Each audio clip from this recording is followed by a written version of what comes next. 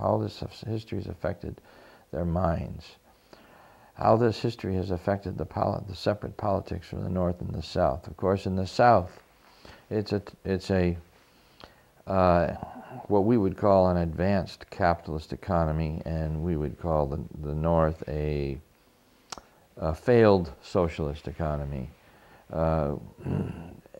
Although for many years North Korea was considered industrially and agriculturally superior to the South, but it was a blow to the North Koreans when they lost their supply of oil from the Soviet Union, just as Cuba did.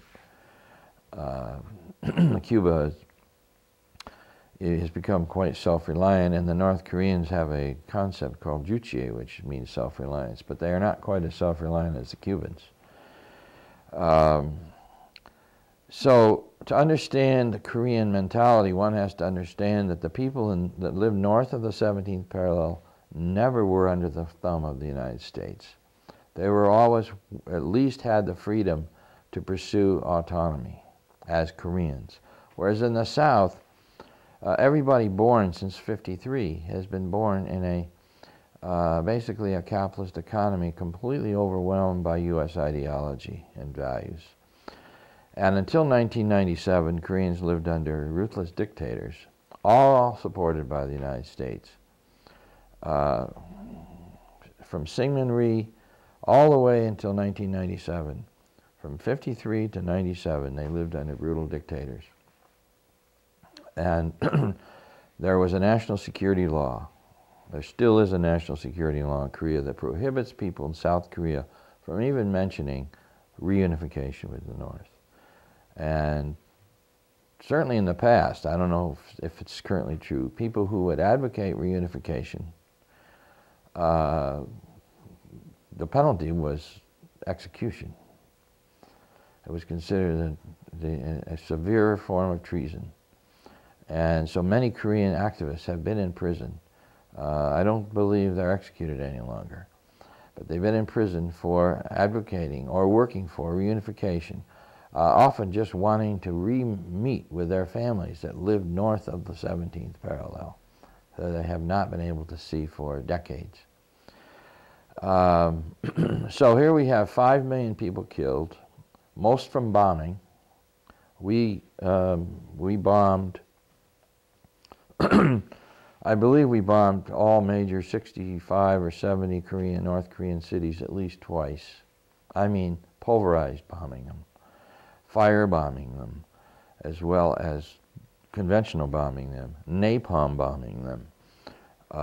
People lived in underground bunkers and caves for 3 years in North Korea.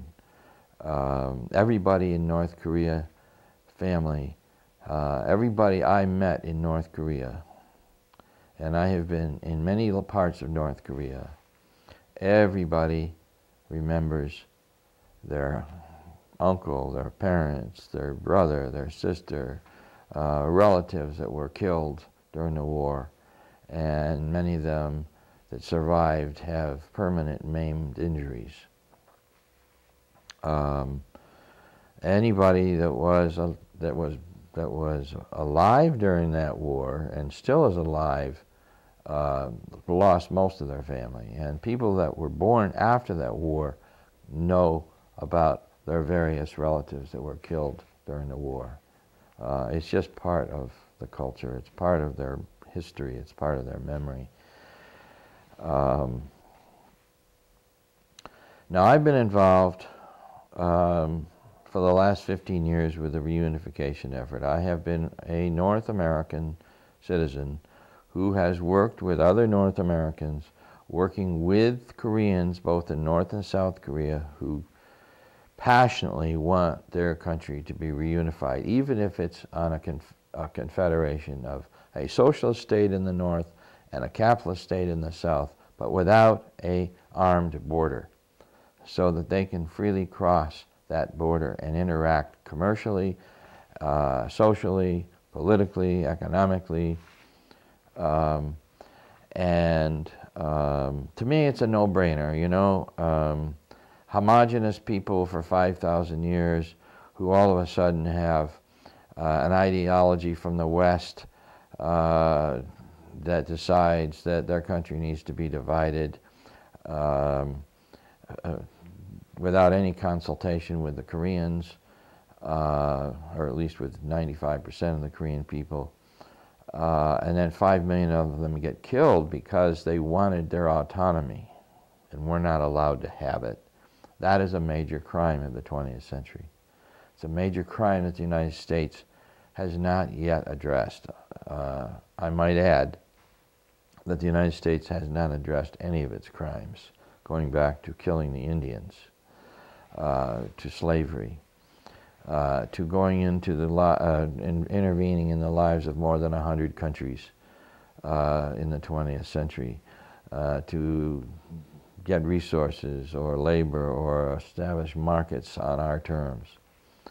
So we have this history of grotesque imperial interventions, for which we, as a people, for the most part, don't even know the history. And secondly, there's no way to continually conduct this kind of behavior without that toxic poison coming back to get us sooner or later. And it may be happening right now in this country, in the United States. But there's been a recent agreement signed by the South Korean government with the United States that allows the United States to move some of its forces away from the DMZ, south of Seoul, to a new complex about 50 miles south of Seoul near Osan, where we are going to create basically a new Asian base from which to utilize for asserting Asian hegemony. We've had 100 bases there with troops everywhere, but we are now going to remove some of our presence in the countryside and create this super base. And so there's a lot of Koreans that are opposed to that, and they believe that it's an excuse for increased belligerence directed towards the north that will enable the United States to have a more, even more aggressive position diplomatically, as there's this effort by China and Russia and North Korea and South Korea and the United States and Japan to have some kind of resolution of this Korean issue, which would be resolved if the United States were to sign the peace agreement, which was never signed. So we're still at war with Korea, basically, North Korea. So last year, under the new Korea Freedom Act, Congress passed $20 million, appropriated $20 million to go on a campaign internationally to talk about the human rights issues of North Korea. And they've given a lot of money to Freedom House in New York, which is a nonprofit organization, to conduct some of these seminars and conferences to address the egregious human rights violations of North Korea.